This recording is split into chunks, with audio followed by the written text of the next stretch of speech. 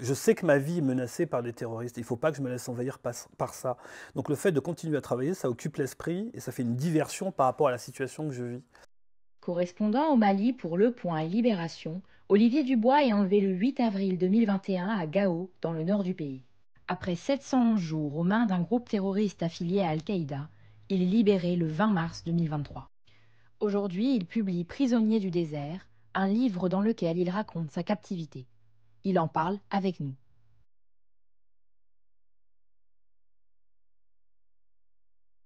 La première journée, elle est terrible, elle est horrible parce que vous êtes en découverte, vous n'êtes pas habitué à ce qui se passe, vous savez que vous êtes en captivité, vous comprenez que vous êtes un otage, vous avez des gens que vous ne connaissez pas qui vous regardent avec des regards hostiles, il y a des armes, vous êtes en plein désert, ils tuent une chèvre qui dégorge pour faire à manger. La première journée, c'est la constatation, c'est la découverte, c'est l'effroi, la peur et le stress.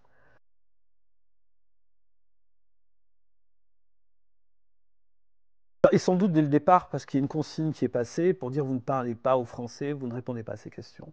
Mais on vit avec ces gens-là, il n'y a pas, au bout d'un moment, eux-mêmes sont intéressés, eux-mêmes ont envie de vous poser des questions. Et puis on a du temps pour amadouer, on a du temps pour, même si ce groupe-là ne veut pas répondre, ok, on repose la question inlassablement. Et c'est comme ça que ça fonctionne, c'est comme ça que ça marche. Après, il y a des relations, il y en a d'autres qui sont plus enclins à vous répondre, puis il y en a d'autres qui ne vous répondent pas du tout. Et aussi la barrière de la langue qui n'est pas facile.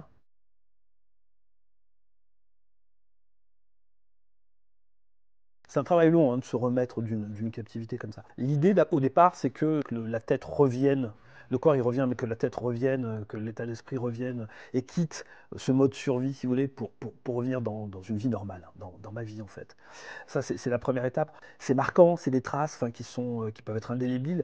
Et le tout pour moi, en travaillant, en continuant de voir un psychologue, c'est justement que ça ne m'impacte pas, quoi, que ça reste des souvenirs et pas des blessures.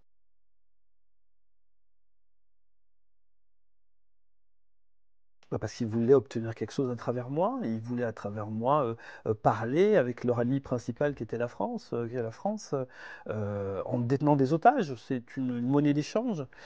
Ça leur permet ouais, d'exercer une pression sur un gouvernement qui leur fait la guerre sur leur territoire. Je suis une cible d'opportunité et cette opportunité, quand ils détiennent cette cible, leur permet ça.